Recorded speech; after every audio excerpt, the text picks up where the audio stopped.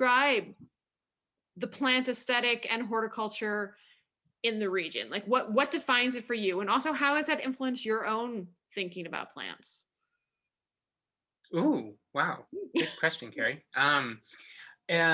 Eclectic comes to mind. I mean, Mhm. that's certainly the approach, and I love the fact that here in the Northwest we can really embrace diversity, and of course, in our gardens, but also in our communities here, which is Yeah, great. That's why yeah. it's been hard to leave.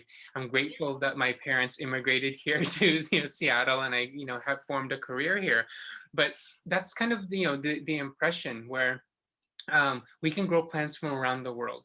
And my hope and is that people can come to gardens here and relate to it. They can see something perhaps from their homeland or something that they recognize that they're familiar with. Even from tropical regions, they'll come here and they'll see bananas and palms and that sort of thing, and they're just sort of scratching their head and thinking like, wow, this grows here. And so I think that's the exciting thing, for me, and that's sort of the motivation to garden is because I have this incredible palette of diversity that I get to to play with, and so that certainly influenced a lot of my own design work, both in gardens and also in floral design too, being able to take these fundamental design elements but using material that is meaningful and has cultural significance, and and it's an opportunity to sort of learn about like, oh, where did this style or origin, or where did this plant come from, and what's the story behind this plant. So it really digs deeper, and I think when people can begin to see gardens as like a window into that, I think is fascinating. Yeah. Does that That's make sense? yeah, that does make sense. And I'm struck by it because I didn't because I wanted to talk about your floral design and I was gonna wait on that, but maybe we should talk about that now because this idea of that you're like using materials that are meaningful, um, it's an intriguing idea. So like can you give some examples, not just with like your horticultural mix, but like with your floral design, how you're doing that, how you're using meaningful materials and how you see that and how you've done Mhm. it? So plants and flowers in themselves as a medium is is meaning in its life, and it's something I've committed myself to, and with the floral aspect, a lot of it is influenced by the seasons, and I'm a member and a supporter of the slow flowers movement, and through my friends in the floral industry, including Deborah Prinzing, who promoted and began this movement, valuing the seasons and the gardens and the growers and the farmers that are producing these products. Because still, most of our flowers here in the US are imported. And most of the industry is actually reliant on those because they can get things year round and whatnot. And then all of a sudden, someone like me, who is a gardener, is important because I know what's interesting and what looks good in a particular season. So right now we're still in winter, and rather than getting most of the imports and stuff in, a lot of designers are like, oh, well, what's in my backyard, what is available, what will hold up in a vase and that sort of thing. And all of a sudden I'm like this resource for them, which I never expected to be. And I'm just like, oh, well, well, just this and this, like, and so it's been fun to just to share.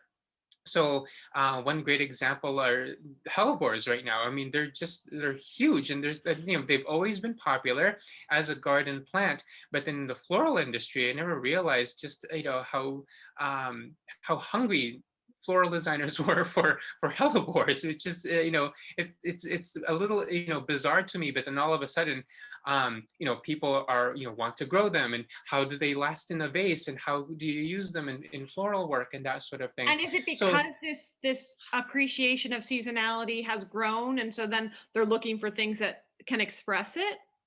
absolutely, exactly. Exactly. And then in going back to your question about, the meaning of different plants and whatnot, understanding the symbolism of it too. When I do work that's more simplistic, so I'm hoping someday that I can get formal training in Ikebana and being able to embrace one of the best design principles I've ever learned in my entire life, both in every creative endeavor that I've been in, whether it's uh, you know horticulture, floral design, dance, is less is more.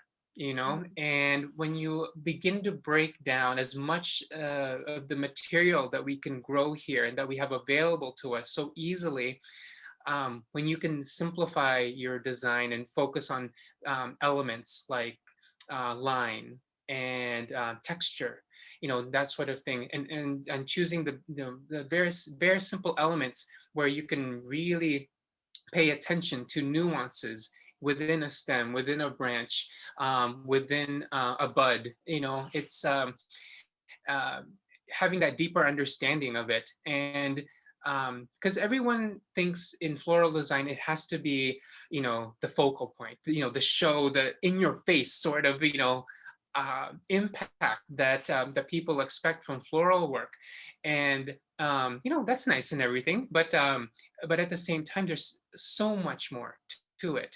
The little nuances from the calyxes and sepals of buds, and um, the pubescence under a leaf, and that sort of thing.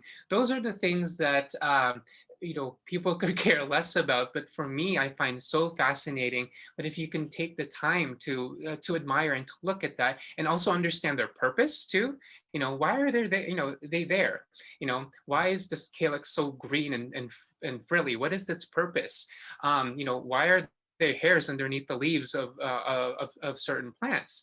And it's that natural curiosity about plants and flowers that we need to encourage everyone, to look at. And do you feel like in the design you can create a sort of path so that people can notice these things and observe it? Um, I try to. Sometimes you just sort of create on the fly, and then and just make it look pretty, call it good, because then it's up to the individual to see how they want to interpret that. And sometimes you have to just make it simple. Maybe it is just one plant. It's not this whole smorgasbord of different things. So to really highlight what this plant is. If you want to learn more about Riz, you can listen to the other clips or the full interview, and also go to his website, RHR Horticulture, as well as his Instagram, also RHR Horticulture, and find out more. Thanks.